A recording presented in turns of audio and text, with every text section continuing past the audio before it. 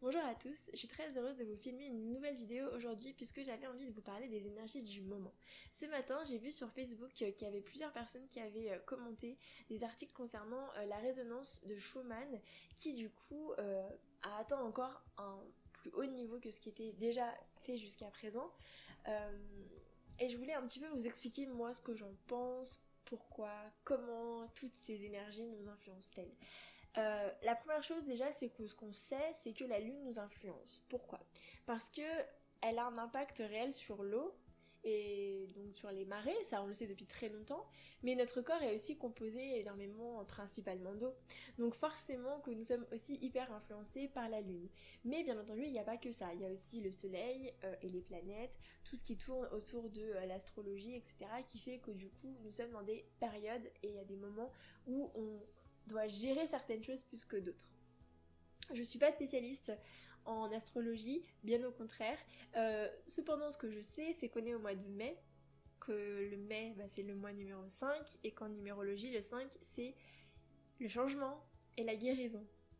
Et pour le coup, je crois que ça me parle énormément, parce qu'il y a énormément de changements en ce moment dans ma vie, et que du coup, ces changements, ils sont nécessaires en raison notamment à la vibration de la Terre qui ne fait que s'élever. C'est-à-dire qu'en fait, donc on va prendre mon point ici, c'est la Terre, et nous, eh bien, si on est en dessous, et bien du coup, on va être obligé de bouger certaines choses, de changer, de guérir, pour du coup s'aligner correctement à la Terre, voire même la dépasser, c'est pas gênant quand on la dépasse. Ce qui est plus gênant, c'est quand on est au-dessus. Alors, il peut y avoir aussi certains symptômes, notamment des problèmes donc, de maux de tête, de sommeil un peu trop agité, quand on est vraiment très très proche de l'énergie de la Terre, mais pas encore assez. Donc si jamais c'est votre cas et que beaucoup, il n'y a pas en ce moment de pleine lune ou quoi, donc vous vous dites... c'est moi qui suis bizarre, pas du tout. C'est juste qu'on est vraiment dans des énergies encore, on pense à peu près pendant 10 jours encore, où ça va être assez tendu, où du coup il va falloir faire très attention à vous, à prendre soin de vous. Pourquoi? Parce que justement autour de nous donc il y a l'énergie de la terre et il y a la nôtre et le plus important c'est de garder votre énergie assez haute. Comment on fait? Là c'est simplement avoir une bonne hygiène de vie, ne pas rentrer trop dans l'ego, et du coup faire en sorte de laisser beaucoup de place à son âme et notamment par le biais de la méditation. Il y a un autre truc aussi que j'ai remarqué, bon alors ça je vous en parlerai peut-être dans une vidéo un peu plus spécifique, mais en ce moment on a une nouvelle vague d'éveil qui est en train d'arriver, donc l'éveil des bâtisseurs, parce que le premier on va dire que c'était les guérisseurs, maintenant on arrive aux bâtisseurs, je vous ferai une vidéo vraiment plus spécifique sur l'énergie des bâtisseurs, je pense que j'ai tellement de choses à dire que je pense que c'est important que je partage là-dessus. Mais surtout, ce que je voulais essayer de vous faire comprendre, c'est que on a l'impression que tout est individuel parce que on vit un peu, beaucoup d'entre nous vivent notre spiritualité de manière individuelle, de manière un peu solitaire, j'ai envie de dire. Et finalement, on se rend compte aussi que ces vibrations influencent énormément nos relations. Alors, bien entendu, les relations de couple, ça c'est évident. Tout ce qui n'est plus sur la même vibration, casse forcément, mais pas que. Il y a aussi beaucoup de relations amicales, familiales, de liens d'âme qui se réveillent et qui du coup s'unissent en fait. Pourquoi autant d'unisson? Tout simplement parce qu'on en a besoin. Parce que je reste convaincue que cette année 2017 apportera son grand lot de changements à l'échelle mondiale. Et pour le coup, là, il y a quelque chose vraiment qui est en train de se passer. Tout le monde est en train d'en parler spirituellement, sur tous les groupes sur lesquels je suis. Tout le monde se dit, mais qu'est-ce qui se passe? Il y a des trucs bizarres en ce moment.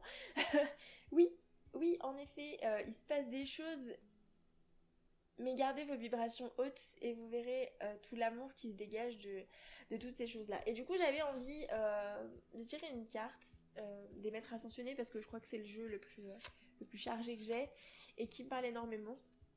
Et justement, j'avais un petit peu envie de voir quelle énergie ressortait. Et c'est soyez à l'écoute.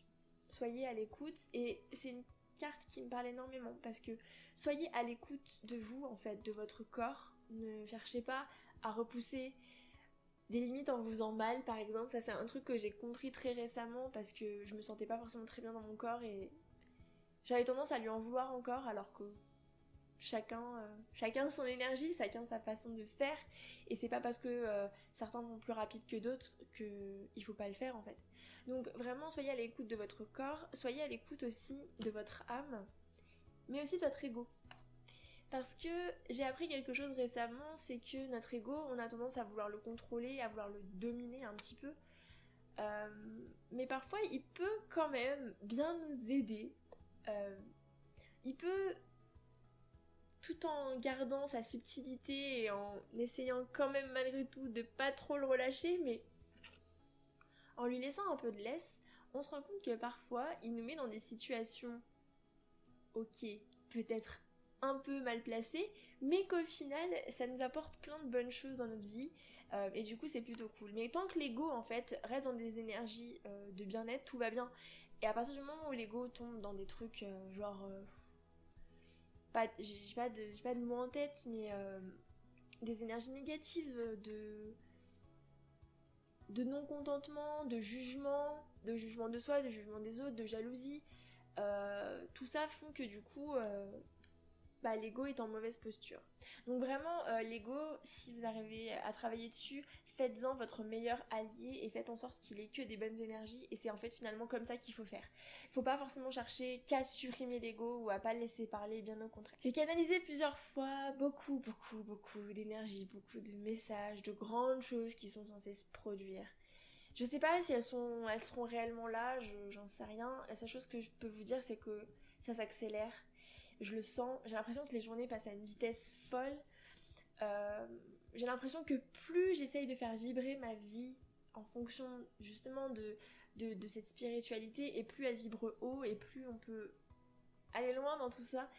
Et je trouve ça assez magique. Donc ce que je vous invite simplement à faire, eh bien, c'est de prendre du temps pour vous, de prendre les décisions qui s'imposent à vous. Même si elles sont dures et même si ça fait peur, il existe plein de moyens pour aller dans ces énergies-là, même si c'est très dur. Demandez de l'aide à vos guides, toujours, soyez accompagnés parce que vous n'êtes jamais seul. Et voilà, je vous dis à très bientôt pour une prochaine vidéo et prenez soin de vous.